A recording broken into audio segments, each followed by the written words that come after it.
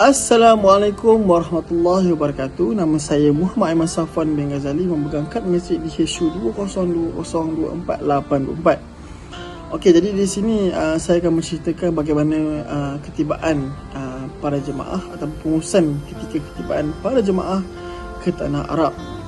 Okey, pertama sekali adalah para mentawih akan memastikan yang SOP semua telah diikuti.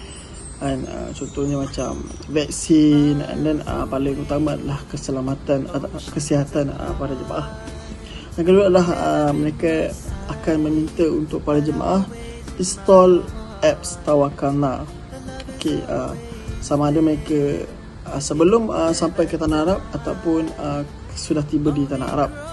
Okey, Tawakalna ni adalah satu app di mana digunakan untuk membooking tempat. Kemudian adalah memakai SIM card Arab. Okey, dekat sana di Tanah Arab akan ada orang Arab ni yang akan menjual SIM card Arab, di mana para jemaah dari mana-mana negara pun kena pakai SIM card Arab. Mereka tidak benarkan memakai SIM card dari negara mereka sendiri. Contohnya daripada negara Malaysia. Okey, kemudian akan ada berlakunya taklimat daripada para mutawif, apa yang akan dilakukan dan sebagainya, dan mereka akan susun kumpulan-kumpulan untuk bergerak menaiki bas, and then mereka akan memakai earphone antara para jemaah dan para mutawif ataupun earhook untuk berkomunikasi, dan juga tagging nama, tagging bag. Ini untuk memastikan proses ataupun tiada berlakunya sebarang kekeliruan, contohnya tertukar beg ataupun kehilangan jejak dan sebagainya. Okey, itu saja untuk proses ketibaan di Tanah Arab. Assalamualaikum warahmatullahi wabarakatuh. Saya Nurlailatul Najwa binti Sapa daripada kelas TPHU 6I. Saya akan menerangkan tentang pengurusan penginapan jemaah dan pengurusan sajian jemaah.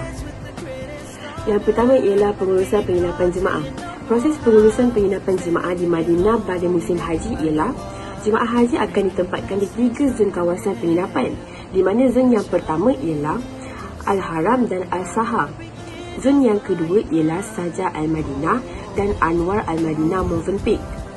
Zon yang ketiga pula ialah di Raudah Al-Aqib. Jumlah hari keberadaan jemaah haji di Madinah ialah 5 hingga ke 6 hari. Di Madinah mempunyai pusat zon perkhidmatan, di mana mempunyai pengurus zon, penolong pengurus zon, petugas zon, pembimbing ibadat haji, pengawal perubatan, petugas perubatan dan pembantu petugas haji. Itu ialah proses-proses di Madinah. Kita pergi ke proses pengurusan jemaah di Mekah. Jemaah akan ditempatkan di 4 zon. Yang pertama ialah zon A atau dinamakannya ialah Syu'ib Amir atau Sulaimaniyah. Bangunan penginapannya mempunyai 3, iaitu Abraj Al-Janadriyah, Qasar Al-Janadriyah dan Masad Al-Badayah. Zon yang kedua ialah zon B atau namanya Ajiat Bir Balilah atau Masafi. Bangunannya juga mempunyai 3, iaitu Zuwar Al-Bid, Baka Al-Salah dan Amjad Al-Bid. Zon yang seterusnya ialah zon C atau namanya ialah Hafa'il atau Taisir.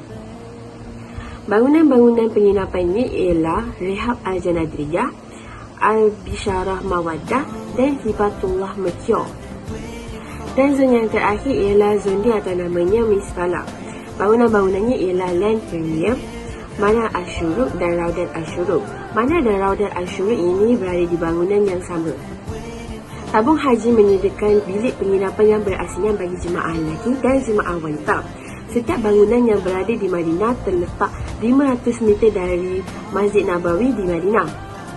Dan setiap bangunan di Mekah pula terletak 1000 meter dari Masjidil Haram. Satu bangunan mempunyai 1000 hingga 7000 jemaah haji. Setiap bilik jemaah mempunyai penghawa dingin dan setiap bilik juga mempunyai 4 hingga 8 jemaah. Ianya juga mengikut muatan bilik. Dan seterusnya ialah pengurusan sajian di tanah air. Sajian hanya disediakan bagi makan tengah hari dan makan malam sahaja oleh pihak tabung haji. Tabung haji juga sediakan celik, katil dan gula bagi setiap jemaah haji. Itu sahaja daripada saya. Sekian, terima kasih. Assalamualaikum. Waalaikumsalam warahmatullahi. Okey, bagus kamu ada kat sini ah. Alhamdulillah. Macam mana Lin? Okey tak? Okey. Okey lah. Hari ni saya akan memberikan tugasan kepada kamu semua. Okey. Sedia apa yang saya dapat daripada pihak atasan adalah untuk memberitahu bahawasanya maktab kita ni akan dihuni oleh 3,000 jemaah untuk setiap unit maktab di sini. Okey. Okey, antara tugasan yang pertama, sebelum para penghuni jemaah ni datang, kamu hendaklah memberikan ni. Saya ada barang dekat ni ambil. Ni.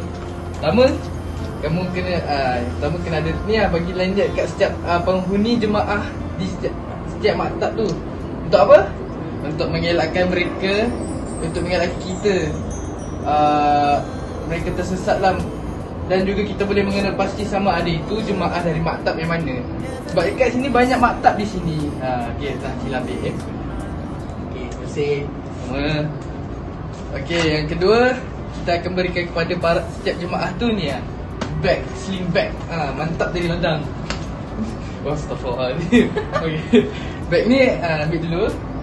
Okey, kemudahan bag ni adalah untuk para jemaah ni membawa alatan-alatan seperti pasport dan juga barang-barang keperluan lah, supaya mereka tidak tercicir. Sebab di sini memang banyak kes-kes akan kehilangan pasport. So bag ni khasnya untuk mengelakkan daripada jemaah tu, untuk elakkan mereka dari cuai. Banyakkan jemaah ni cuai. Okay, tugas saya seterusnya, kita pastikanlah setiap jemaah ni mendapat makanan yang mencukupi. Dan juga keperluan asasnya kita perlu lengkapkan untuk mereka. Sebab kebanyakannya mereka ni banyak yang, ada yang warga kemas lah, kadang ada yang dia kurang kesihatan, tiba-tiba datang ke tanah haram ni. Okay, itu saja. Sekian ya. Okay, terima kasih. Sebuah klinik telah disediakan di Maktab dan Zon Tambahan pula. Ibu Pejabat Tabung Haji Madinah Didar Al-Jifri menempatkan pusat rawatan utama disokong dengan masing-masing satu klinik rawatan di 3 zon penginapan jemaah haji. Kerajaan Arab Saudi menyediakan perkhidmatan kesihatan percuma kepada semua jemaah haji atas apa jenis penyakit termasuk pembedahan dan imbas magnetic resonance imaging (MRI). Pusat rawatan Didar Al-Jifri menyediakan 37 katil pesakit. Ini termasuk bilik pemerhati dan bilik rawatan kecemasan zon kuning dan zon merah, iaitu bertempat di Hotel Al-Haram, Hotel Marvin Peak dan Hotel Rauda Al-Aqiq. Pihak tabung haji menyediakan perkhidmatan daripada pakar perubatan, pakar bius, ahli farmasi, ahli fisio, pegawai perubatan serta petugas daripada pelbagai bidang perubatan. Pihak tabung haji juga menyediakan kemudahan dan perkhidmatan seperti program bimbingan ibadat jemaah haji bagi sepanjang keberadaan di Tanah Suci. Terdapat 2 kumpulan dalam menguruskan jemaah dalam bahagian bimbingan ibadah, iaitu PEKTA dan PITAS. PEKTA ialah peranan dan tanggungjawab pengkursus ibadah haji di tanah air, manakala PITAS ialah pembimbing ibadah haji Tanah Suci. Kumpulan ini ditubuhkan bagi membantu dan memastikan supaya bakal haji diberikan kefahaman ilmu berkaitan hukum hakam, program bimbingan dan panduan haji di tanah air, dan seterusnya jemaah haji bertambah yakin menghayati dan menunaikan ibadah haji di Tanah Suci dengan sempurna. Selain itu, PITA juga menyediakan aktiviti bimbingan ibadah di maktab dan zon, sebagai contoh PPM Pusat Perkhidmatan Maktab dan PPZ Pusat Perkhidmatan Zon. Mereka mengadakan sesi ceramah kepada para jemaah. Para jemaah perlu menghadiri setiap program yang disediakan oleh PPM dan PPZ. Pengurusan perkhidmatan kewangan di Tanah Suci. Tabung Haji turut berfungsi sebagai institusi kewangan kepada umat Islam untuk membuat simpanan wang bagi memenuhi aspek istitaah atau kemampuan menunaikan haji. Walau bagaimanapun, peranan dimainkan oleh tabung haji merangkumi keseluruhan urusan haji jemaah dan ia melibatkan kos langsung dan tidak langsung. Kos secara langsung meliputi tambang kapal terbang, hotel di Mekah dan Madinah, makan dan minuman serta pengangkutan di Tanah Suci dan bayaran kepada pihak berwajib di Arab Saudi. Pada musim haji 1940 Hijrah yang lalu, kos itu berjumlah 22,900 bagi setiap jemaah. Bagi kos tidak langsung pula, ia merangkumi peranan tabung haji sebagai badan pemudah cara seperti menghadirkan kursus-kursus haji, menyediakan buku rujukan kepada jemaah, persiapan para jemaah untuk berlepas di lapangan terbang, menyediakan petugas haji, hospital dan lain-lain yang membabitkan 60 juta hingga 70 juta pada setiap musim haji. Antara perkhidmatan disediakan di kaunter-kaunter ini ialah urusan simpanan, pengeluaran dan kutipan bayaran korban dan dam. Petugas kewangan bagi musim haji berjumlah 45 orang dengan 36 ditempatkan di Mekah dan 9 lagi di Madinah. Semua urusan di Tanah Suci adalah dalam mata wang Riyal Saudi dan jemaah boleh membuat pembayaran dam ataupun korban dengan pembayaran tunai atau debit sahaja dari akaun mereka. Jemaah haji boleh mengeluarkan wang tunai dari akaun masing-masing sehingga jumlah maksimum 10,000 dalam satu transaksi. Namun tabung haji tidak menggalakkan mereka mengeluarkan wang tunai dalam jumlah yang banyak. Semua petugas kaunter diingatkan supaya menasihatkan jemaah haji yang membuat pengeluaran berjumlah lebih 1,000 daripada akaun mereka supaya berbelanja dengan berhemat. Selain menyediakan kemudahan kaunter kewangan kepada jemaah, pasukan kewangan juga bertanggungjawab dalam urusan pembayaran utama seperti pembayaran sewaan bangunan penginapan, bayaran untuk muasasah dan syarikat pengangkutan.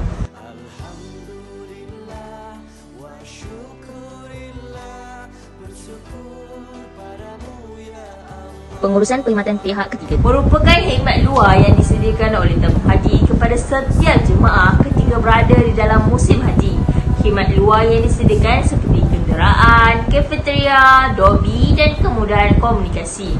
Perkhidmatan pihak ketiga juga menyediakan pos bagasi yang akan dihantar ke Malaysia. Selain itu, menyediakan pengangkutan yang akan membawa jemaah ketika berada di Tanah Suci. Tabung haji juga menyediakan perkhidmatan pengeluaran wang di kaunter yang telah disediakan dengan menggunakan kad debit TH tabung haji. Bagi jemaah haji yang ingin mengeluarkan wang boleh pergi ke PPM di Mekah dan PPZ di Madinah. Seterusnya, jemaah haji dapat membuat pembayaran dam dan korban dengan melakukan kaedah yang menggunakan debit. Boleh pergi ke kaunter kewangan. Yang ingin mengeluarkan boleh pergi ke ibu pejabat maktab. Kadar dam dan korban akan dimaklumkan pada bulan Ramadan ataupun pada bulan Syawal.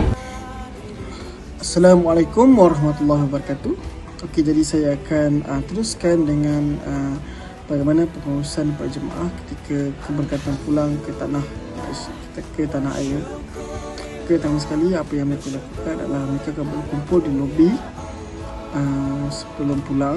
Mereka berterbang, kemudian mereka akan membuat agihan beg di mana mereka akan agih mengikut bas.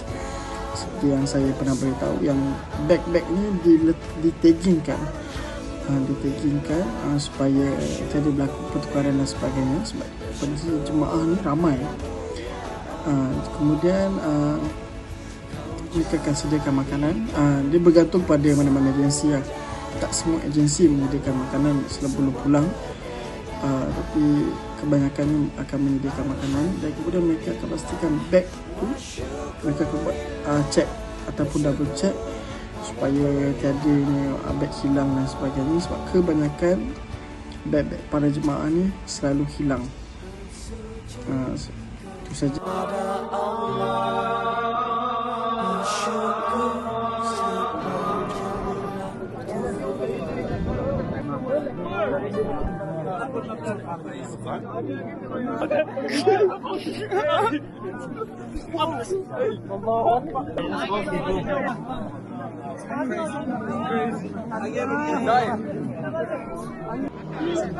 Now, I seriously can't breathe. Be okay, you good? Let's go. It's all good though.